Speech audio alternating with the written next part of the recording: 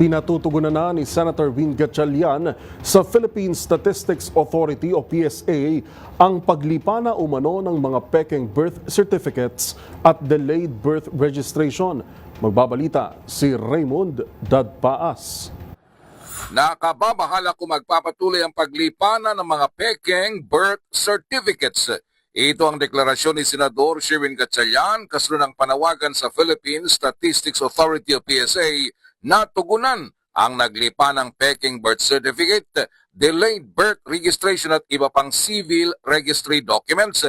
Sa Senate hearing binanggit ng PSA na sa kanilang pagtaya ay may 3.7 million na mga Pilipino ang walang birth certificate. Ito ang dahilan kung kaya't inialok ang late registration process. Ang problema ay inabuso ang prosesong ito lalo na ng mga dayuhan. Sa katunayan ay may naitala ang PSA na 14.9 million na late birth registration na naisumite mula 2010 hanggang 2024 na kanilang nire-repaso. Diin ni Gatchalian, ang mga dayuhang may masamang balak ang nakinabang at umabuso sa late birth registration process, gaya ng mga sangkot sa Philippine Offshore Gaming Operators o POGO at ngayon ay illegal na paggawa ng mga sigarilyo. Nais ni Gatchalian na matugunan na ito sa pagpapataw ng mas mabigat na parusa sa mga registrars na basta nilang tumanggap na mga gustong magparehistro na walang masusing pagbusisi sa kanilang pagkatao.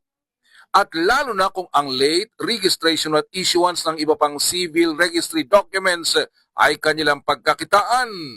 Matatanda na maliban sa kaso ni dating Pampanga Mayor Alice Go ay nasundan pa ito ng maraming kalintulad na kaso na karamihan ay mga Chinese nationals. Para sa MBC TV Network News, ito si Raymond Dadpaas ng DZRH, una sa Pilipinas, una sa Pilipino.